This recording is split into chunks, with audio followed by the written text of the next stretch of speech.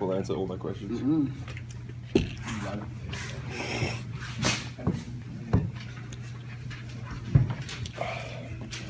Well, Anthony, how do you sum up that one? Good win. Happy to get a win like that. I feel like the team really stepped up defensively in the first half and in the second half too. Obviously at the end of the game struggled a little bit, but come out with a win. It's against a ranked opponent, good Oregon team. It's good times. Your first act after the game was over, you tweet out sorry. So Yeah. Oh my God. I don't know. I don't even know. That was a bad way, especially for me. I mean, Mikey said it too. We're two senior leaders. We can't finish the game off like that. Got to put it away at the free throw line and taking care of the ball. So. Yeah, sorry. You had another stretch though where I think you had a layup, you took a charge, and then you hit a three in the span of like 30 seconds too. I mean, that was a big momentum boost in the game.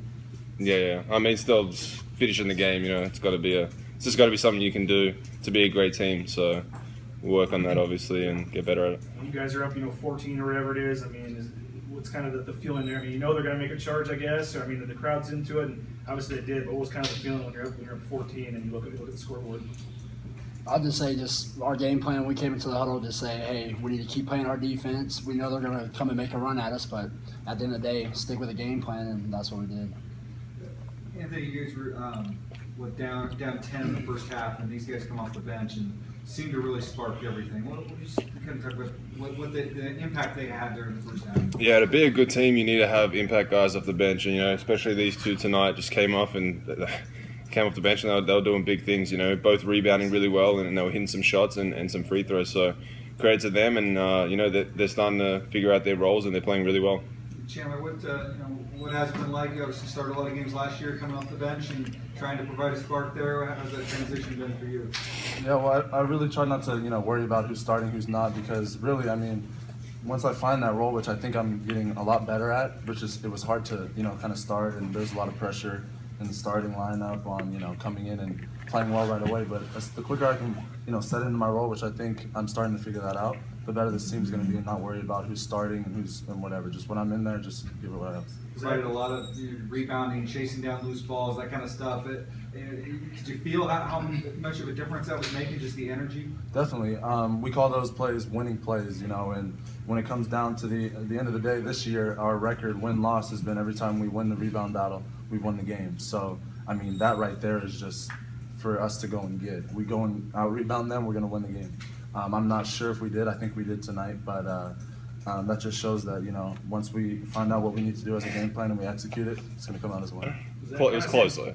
Kind of same question for you. I mean, you were diving for loose balls and you hit a three in the corner, and it seemed like you were just, kind of possessed out there tonight. I mean, what was kind of your mindset tonight? Same thing. It doesn't matter if I'm coming off the bench, whatever I have to do. As long as I play my role, like today when I came off the bench, I just wanted to have high energy, help my team out, get the crowd going, do whatever we had to do to win at the end of the day, because that's what the whole team wanted and everybody else at Boise State. When they got that early lead, I think they started out 8 for 10 from the field, and then they went 2 of 18 to finish the half. I know they missed some short shots, but I mean, what were you guys doing defensively there to finish the half to let you guys go on the big run?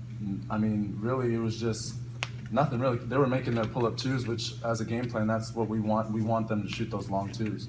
And I think it was Brooks, was it? 24. Came out just stroking. He's a guy who shot 19% on the year, who on our scouting report is kind of gapping, So, but once he got going, we adjusted, and at the end of the day, the percentages are going to win over, and that's what happened. We kind of went on that run, and we took advantage of them missing shots. And we have talked about that defense and that being a key to your team. I mean, that stretch there at the end of the half, what did you think of the defense there? Yeah, it was huge. We always talk about if you can keep the other team going east and west on the court instead of north and south, especially such an athletic team like Oregon, you can really get stops on them, and then you can run on offense. So we keyed in on that, and we just got some key stops and ran the other end.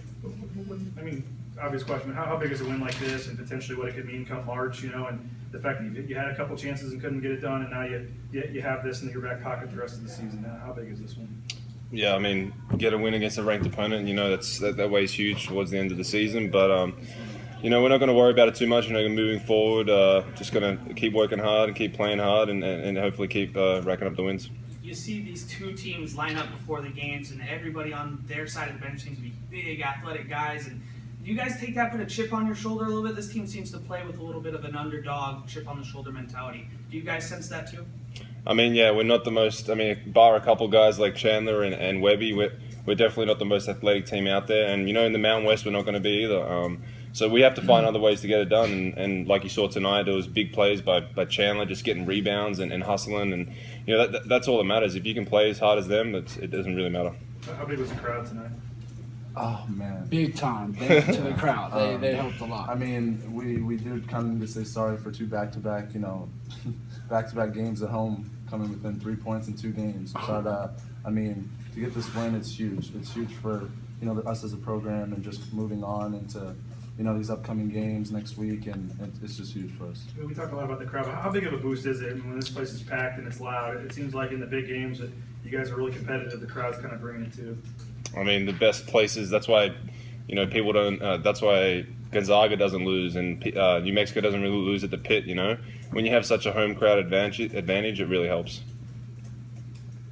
Zach, this is kind of your coming out party. You came out, you hit a big shot, you hit all 3 of your shots, I think. Is this something you expected out of yourself? You knew you could do this if you got the opportunity? I mean, at the end of the day, I'll work on it every day, but when I get out there, if it happens for me, it happens. If it doesn't, it doesn't. But at the end of I'm just trying to get out on the court and give it all I can. Just have grit to my game and just get the extra possessions, rebounds, anything to help the team win. That's what I'm trying to do.